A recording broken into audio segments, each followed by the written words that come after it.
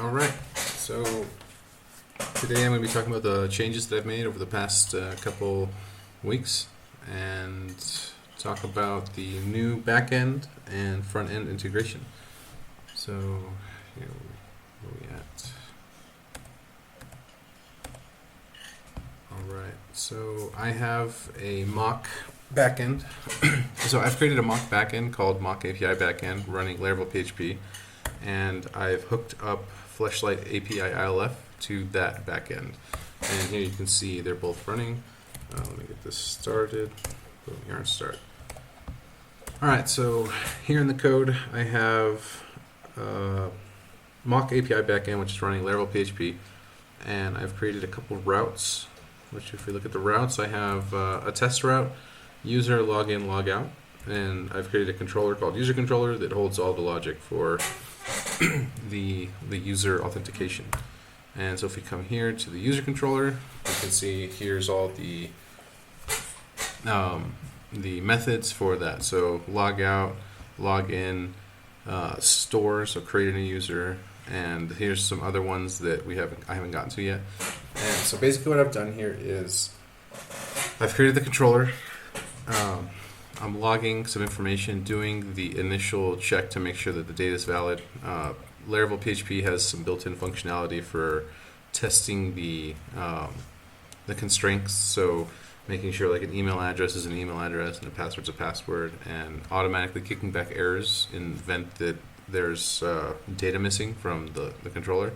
And then down here, I'm skipping the database interaction yet because I haven't been able to hook up to the actual API, the ILF database. So here I would do a CRUD, not a CRUD, but I would do a query to the database. Like this is the login, so I would find the user by the email address and then check to see if their password matches that.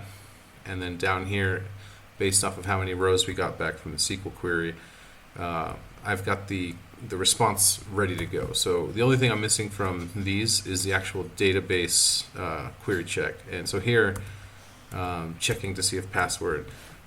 If the password didn't match, it kicks back a password did not match, password or email did not match, and a 401 error.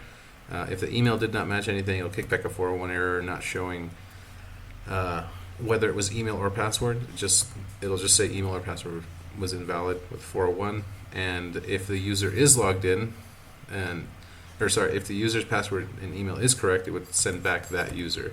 And here we would clean out the users so that it only sends back a user object with data that the front end needs, nothing critical like password and credit card information. So there would be like a cleanse right here. And then here's for creating a new user.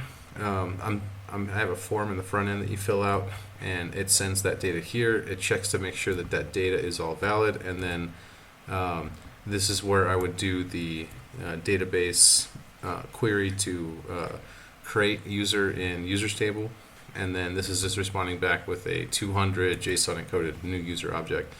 And so here's the route setup. Let's take a look at the code here.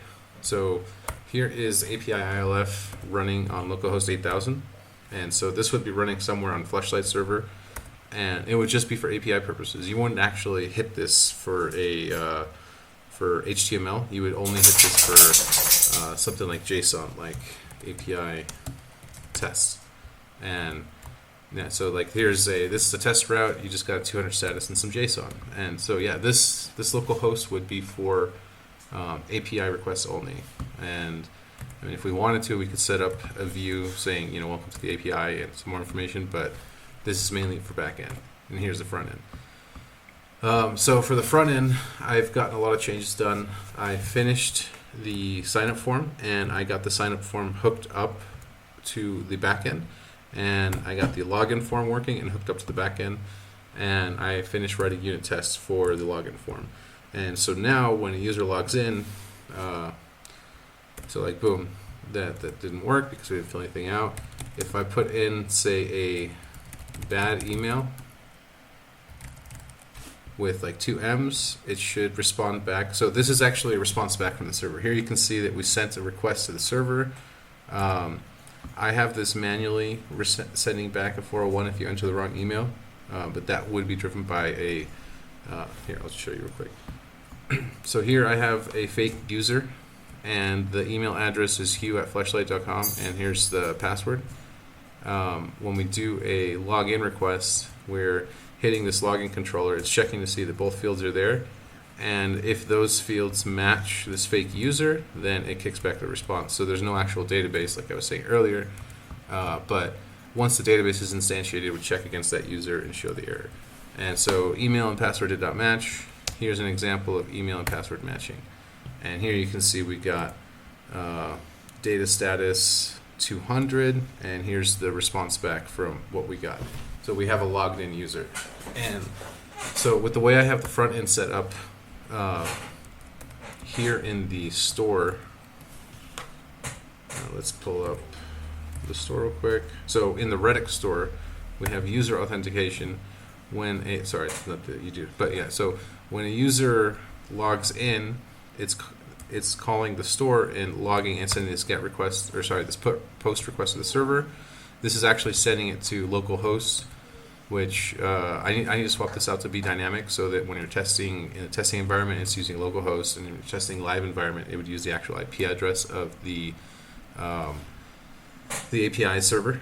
But for right now, it's just localhost. Anyways, this sends a post request to the server. It's actually hitting the server and getting a valid response to consume. And in the reducer, user authentication, if we do login, so login started, login success. When we have a successful login, it sets the user object in the user reducer, and that is now a populated object of an actual user, and this is what the application uses to determine whether you're logged in or not. And so once we're back to the front end, if you look at something like the dashboard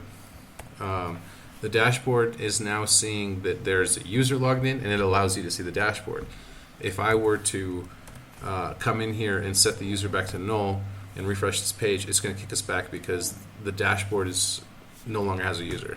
And so here, for instance, I hit log out.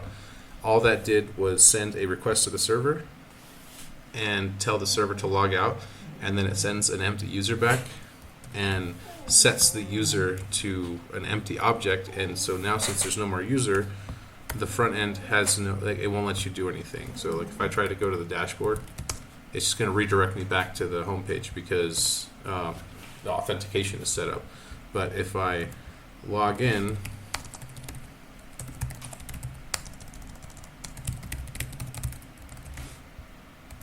and then I go home and then type in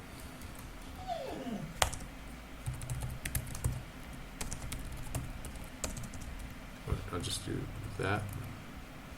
If I try to go to the dashboard, I can go to the dashboard, but when I'm not logged in, it would just redirect constantly because there's no user object. And so that's what I've got coupled so far. Everything's hooked up for sign up, and same with sign up. So if I log out, when you fill up the sign up form, this is actually going to send the sign up form to the server. It's going to hit the sign up controller or store. It's going to hit the store controller, and it's going to take the full name, company name, email, phone number. It's going to eventually set that in the database and then respond back with a JSON encoded cleansed user, so that you're not sending back sensitive information. And so yeah, the front end and back end are starting to work together now. It's no longer just a front end API, and I just need to get the database hooked up and ready to go, and this will start to work as I put them together. So other things that I finished, if we look at API ILF, source, and then components, and then we go to login form. So here's the login form controller that handles the functionality of this login form right here. I got this finished and coupled up with the Redux store down here. I'm mapping state to props and mapping the login user and wipe error to the login controller. I also finished the test, so the login controller is now fully test. If I do a yarn test, we can see that everything is working according to plan for all the tests I've written. But if we do a p login, this is only going to run the login test. It's showing that every method and everything you can possibly do in the login controller is passing. If we change anything in the login controller, like anything, just like let's say we comment out this missing email, it's going to break and say missing email was expected, received to this. So I think I covered every aspect of it. Yeah, should set state if missing email. Unit test is working because it broke. Let's uncomment that. If we were to change just this line of code for the input change method, it's going to change expected some email. So expected, let's see, where's it at? Should set state when called for input change method. And so we can see that the unit test is doing its job by telling us that something's broken. So this is all covered. Sign up form is covered. Same with the unit test. If we do p sign up, there's a p sign up. Yeah, so here's the sign up form controllers. If we change anything in the sign up, like just that one line or this line, boom, we're going to get error in sign up controller. So the sign up controller is fully tested anywhere. Let's see, I'll do another random one. Boom. Bam. Missing phone number. Missing phone number. Yeah, so everything is working as intended. It's working nicely. And yeah, so that's pretty much what I've gotten so far. Oh, I also added a new page for the documentation. So, I have a broken image here. I gotta fix that. But I transferred all the documentation from just the raw HTML that I had initially written and converted it to React. And so here's the new documentation page for the API, ILF API stuff that you had me do last time. And so here's what it looks like now. And yeah, so it's all the same except this is all JSX. React.js instead of HTML, and it's all here. And I have everything broken down into little subcomponents. So if we go to pages, documentation, I have the main documentation page which loads in partials. So here's the fact container and then the partials, and here's all the little pieces of that. This is a huge document. So like for instance, products will be under the products. I think it's this one. Boom, products index. And so here's all the HTML and code for the products container. And so that way we can kind of move everything around. If you want products to go up here instead of down there, it's no problem. We can just switch it by going into here and swapping out these directives. And yeah, so everything's in small bite-sized pieces instead of a large document.